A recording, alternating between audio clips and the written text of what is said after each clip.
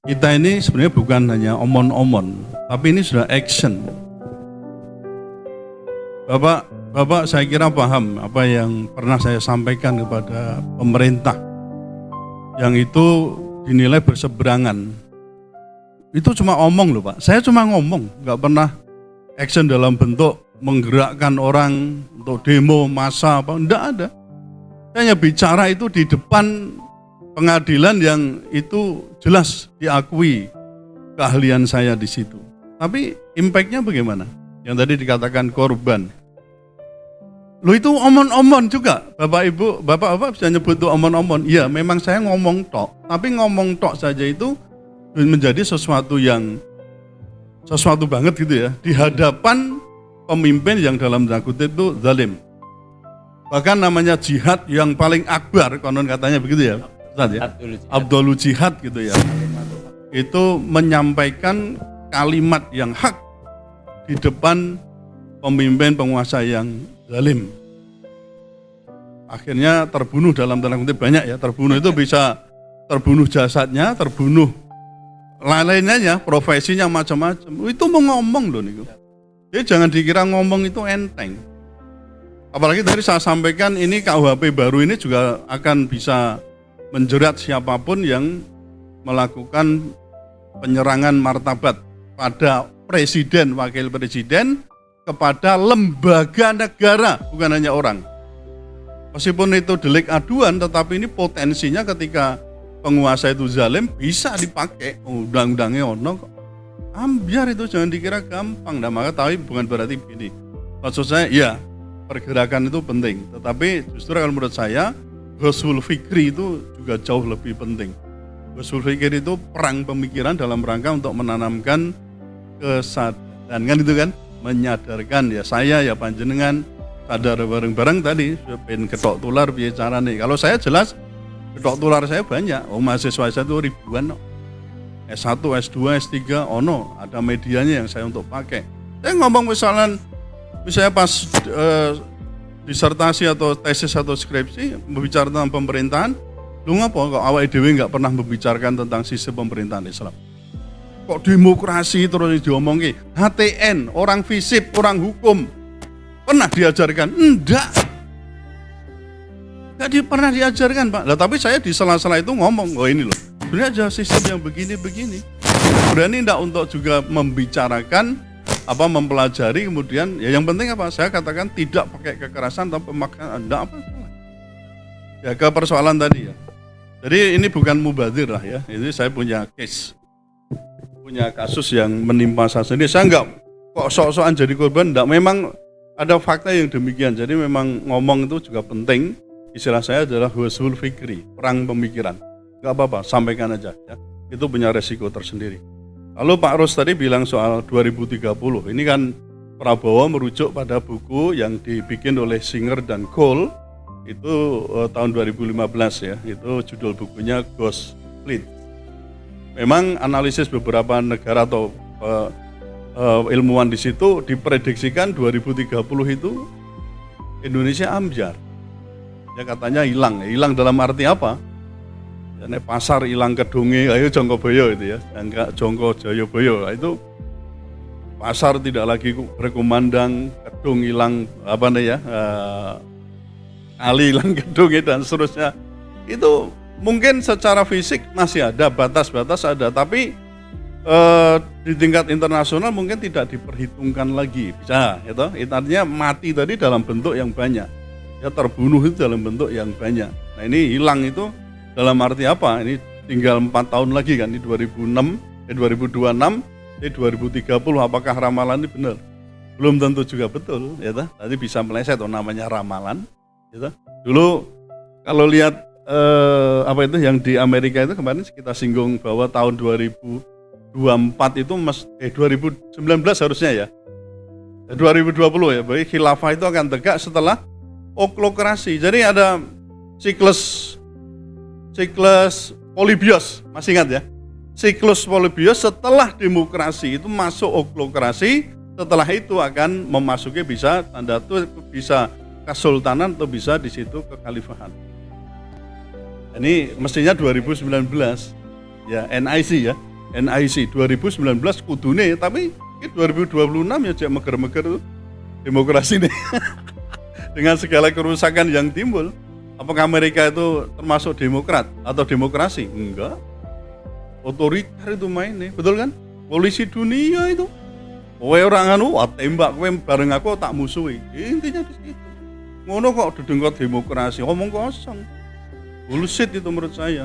Oh, negara demokrasi ya enggak begitu. Tujuannya kemana? Masih pada welfare, kesejahteraan. Tak kok isinya malah gawe perang, dukung perang. Itu apa? Tapi ya jenis kodrat ya, memang harus ada perang. Perang itu kayaknya menjadi hal yang wajib ya. Dalam dunia ya.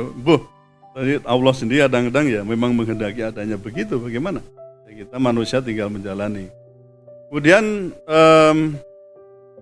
apakah bisa potensi yang di Indonesia itu dikelola untuk menuju pada tadi sebesar-besar kemakmuran rakyat? Sebenarnya ya bisa, kenapa enggak bisa itu loh. Tapi ketika kepentingan oligarki itu menguat, yang tadi taruhlah 50 orang di Indonesia itu mengarahnya tidak pada kesejahteraan rakyat, ya ambiar. Taruh misalnya ini KDMP ya, DMP itu kan katanya ini kan soko guru, koperasi kan soko guru ekonomi Indonesia kan, sesuai dengan pasal 33. Bisa enggak itu nanti bisa menyejarkan? Saya yakin, wong itu modalnya dari utang, gitu, bukan dari anggota. Kalau kita lihat koperasi yang benar kan dari anggota oleh anggota, betul kan? Modalnya dari anggota. Lah sekarang anggota, Bapak pernah menjadi anggota KDMP? Katanya wah otomatis nanti tidak ada. Padahal kalau koperasi yang benar mesti ada simpanan wajib, ada simpanan pokok, betul nggak? Terus itu jalan diorganisasikan. Katanya yang penting adalah menguatkan UMKM macam-macam. Ya kalau itu betul. Terus yang meh tuku sopo, yang produksi sopo, yang tuku sopo. Wong close loop aja itu nggak jalan kok. Close loop itu loh. Misalnya kita butuh air, bagaimana kita bisa memproduksi air, distribusikan ke antara kita, beli sendiri, itu aja nggak sadar. Kalau koperasi bisa besar kan karena dari anggota untuk anggota oleh anggota itu.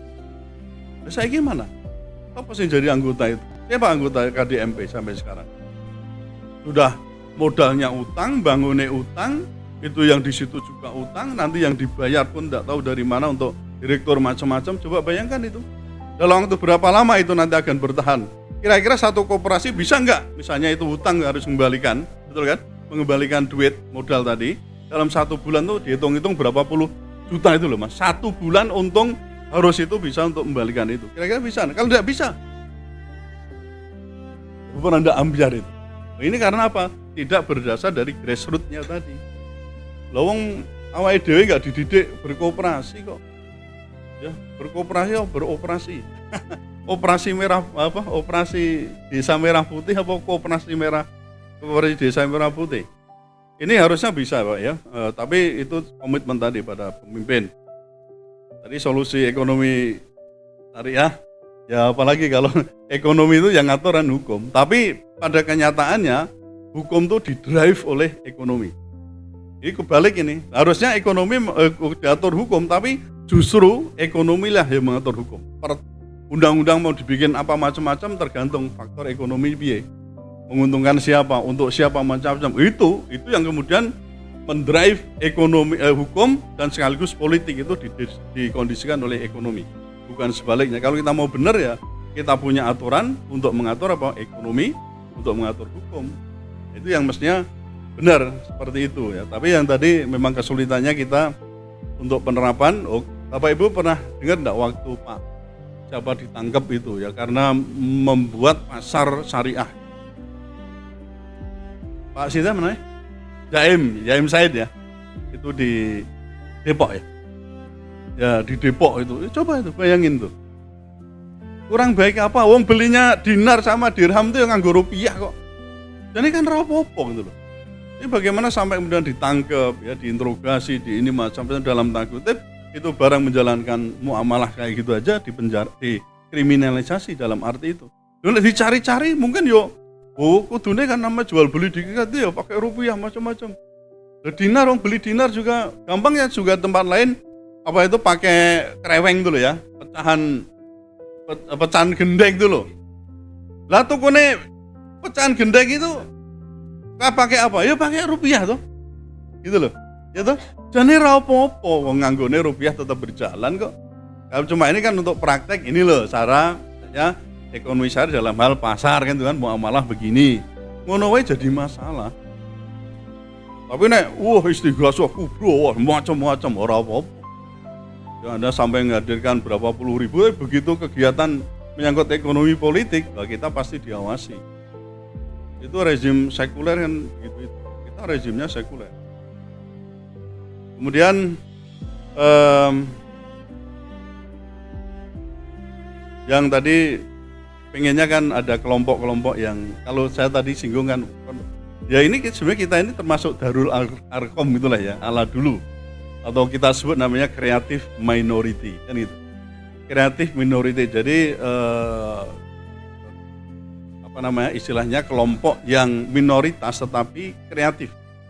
Dalam arti apa? Ya mestinya dibingkai dengan ketauhidan, dengan ilmu, dengan sifat zuhud dan juga apalagi satu itu pejuang kebenaran dan keadilan. 4 karakter ini yang memang harus ada. Saya itu ngajar hukum progresif, Bapak Ibu, Bapak-bapak. Kalau hukum progresif dijalankan gimana? Ya mestinya hukum itu tidak perlu dijalankan kalau misalnya itu mendatangkan ketidakadilan. Tapi ada modalnya apa? Yang pertama adalah keberanian, braveness, dan yang kedua adalah vigilante, saya sebut gitu. Vigilante itu mujahid. Jadi kalau orang nggak punya atau ahli hukum nggak punya karakter berani dan vigilante, mujahid, membela kebenaran dan keadilan dengan berpikir hukum progresif. Nah, saya bilang gitu. Jadi persoalan keberanian dan mujahid itu penting. Mas Nur Said tadi, ya kenapa kok waktu itu, nah itu kalau orang masih berkuasa kan pasti cakarnya kuat Mas. Kok nggak berkuasa aja, salah pensiun cakarnya aja. Oyote itu loh ya. Karena begitu dia meninggalkan panggung itu bukan berarti tinggal gelanggang colong pelayu, enggak. Oyotnya itu masih, oyot tahu ya, oyot itu akar, itu aja. Udah ngikat semua, tinggalannya piro, menterine piro, ini piro, sampai di seskap bagaimana, semua masih dalam tanda kutip dikendalikan. Nah ini, begitu nyinggung dekne, yang tadi jadi oyot itu semuanya rame-rame membela, menjadi backup, jadi bumper. Itu faktanya begitu.